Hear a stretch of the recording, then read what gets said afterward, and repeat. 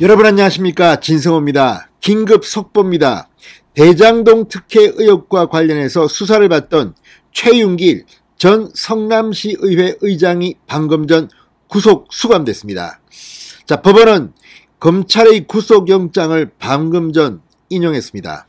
자, 최윤길 성남시의회 의장이 구속됨에 따라 그분의 실체를 밝히려는 수사가 급속도로 진행될 것 같습니다. 어제도 대장동 공판에서 당시 한모 팀장의 결정적인 증언이 있었습니다. 7시간 만에 문제의 조항이 삭제되는 일이 있었다는 겁니다.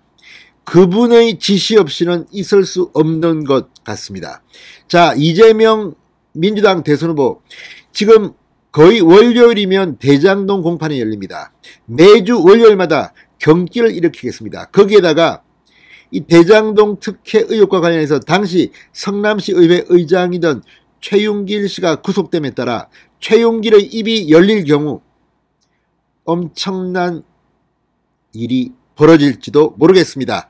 진성호의 융단 폭격 시작합니다. 최윤길 전 성남시의회 의장을 융단 폭격합니다. 방송에 앞서 아직 진성호 방송에 구독자가 아니신 분은 붉은색 구독 버튼 눌러주십시오. 더 좋은 방송으로 보답하겠습니다. 지금 이재명 후보는 계속해서 지지율이 폭락하고 있습니다. 반면 윤석열 후보의 지지율은 폭등하고 있습니다. 한때 10%포인트 이상 윤석열을 이기기도 했던 이재명이 오늘 방금 전 발표된 JTBC 여론조사에서는 완전히 차이가 확 줄었습니다. 거의 10%포인트 이상 줄어들었습니다. 윤석열은 7.8%포인트 올랐는데 이재명은 3.4%포인트 폭락했습니다. 이런 가운데 대장동과 관련해서 재판 소식은 이재명 후보에게는 악몽으로 보일 것 같습니다. 자, 방금 전 법원이 전격적으로 최윤길 전 성남시 의회 의장을 구속했습니다. 자, 수원지법 오대석 영장 전담 판사는 최 전 의장에 대한 구속영장을 발부하면서 범죄 혐의가 소명되고 증거인멸 염려가 인정된다.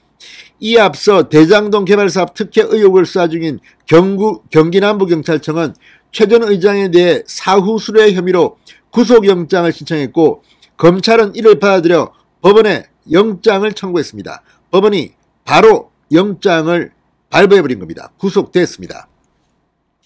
자, 최 전 의장은 2013년 시의회 의장 시절 대장동 민관 합동개발을 위한 성남도시개발공사의 설립 조례안을 통과시키는 등 화천대유 측을 도운 대가로 2020년 화천대유 부회장을 맡은 뒤 급여 1억 원을 받았고 성과급 40억 원을 받기로 약정한 혐의를 받고 있습니다.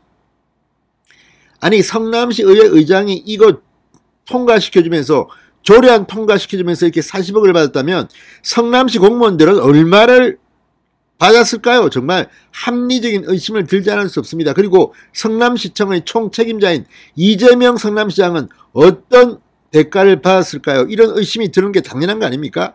아니, 성남시 의회는 그냥 성남시가 한 거 조례 통과시켜주고 40억을 받았습니다. 의장이 혼자서. 다른 의원들은 안 받았겠습니까?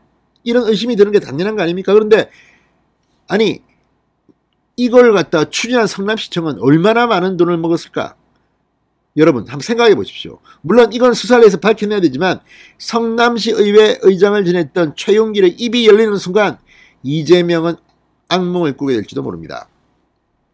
경찰은 최 전 의장이 2012년 3월 화천대유 대주주 김만배 씨로부터 공사 설립 조례안을 통과시켜주면 나중에 인사드리겠다 이런 청탁을 받은 뒤 실제 조례안 통과에서 주도적인 역할을 했다고 보고 있습니다. 경찰은 30여 페이지에 이르는 구속영장 신청서에서 최 전 의장이 지난해 10월 11월경 대장동 도시개발 추진위원장이었던 주민 이모 씨를 만나 말맞추기를 시도했다고 적시한 것으로 알려졌습니다. 최 전 의장 측은 2013년 공사 설립 조례안이 통과된 뒤 정영학 회계사 소개로 김 씨를 처음 만났다. 공사 설립 관련 청탁을 받은 적이 없다고 주장한 것으로 전해졌습니다. 그러나 구속영장은 발부됐습니다. 최 전 의장은 주민 민원 해결 등 아파트 준공 업무 대가로 성과급을 받기로 한 것이고 다른 직원들도 수십억대 성과급 약정을 했다. 이렇게 주장한 것으로 알려졌다고 합니다. 그렇지만 이게 말입니까? 막걸리입니까? 이런 식이라면 뭐 전국의 시의회 의장들 전부 다 뭐 수십억 수백억씩 다 해쳐먹고 지금 대한민국은 부패공화국이라는 오명에서 벗어날 수 없을 겁니다. 다른 시의회 의장들이 이렇게 40억 원씩 성과급을 받습니까? 말도 안 됩니다. 게다가 이런 곳에 취업한 것도 누가 봐도 우습습니다. 그런데 시의회 의장이 이 정도인데 시청은 어땠을까요? 성남시청에는 이재명 시장이 있었고 정진상이 있었고 아무튼 이 문제 똑바로 수사하기 바랍니다. 자, 어제 열린 이 대장동 개발 특혜 의혹 재판에서 이 증언 하나가 지금 화제가 되고 있습니다. 재판 과정에서 그분의 존재가 드러나기 시작했기 때문입니다. 자, 서울중앙지법에서 열린 어제 대장동 게이트 공판에서 실무자였던 성남도시개발공사 한모 팀장이 증인으로 출석했습니다. 그러면서 이 상당히 중요한 그분에 대한 발언을 합니다. 자, 이 한 팀장은 지난 2015년 5월 27일 오전 10시 19분쯤 화천대유 자산관리 쪽 수익이 보장되는 평당 1,400만 원을 넘어설 경우 그 초과 이익을 성남도시개발공사와 나누어야 한다는 조항을 넣어 사업협약서 수정한 검토 정보고서를 발송했다고 합니다. 자, 그런데 이대로 가면 이 화천대유는 엄청난 돈을 못 먹습니다. 그러나 한 팀장은 수정한 보고서에 대한 회신을 받기도 전인 같은 날 오후 5시 31분쯤 초과 이익 환수 조항이 빠진 재수정안을 성남도시개발공사 전략사업팀 경영지원팀에서 다시 발송했다고 합니다. 첫 발송에서 재발송까지 걸린 시간은 7시간 정도였다고 합니다. 민간업자들에게 과도한 이익을 몰아주지 못하도록 초과 이익 환수 조항을 넣었는데 이걸 갖다가 삭제했다는 겁니다. 이게 대장동 사건의 핵심 조항입니다. 한 팀장은 법정에서 재수정한 재발송 경위에 대해서 누군가 지시를 받아서 올리지 않았나 생각한다. 소위 위에서 찍어 누른다고 받아들인 부분이 있어 실무자 입장에서 안 좋게 생각했던 것으로 기억한다고 증언했습니다.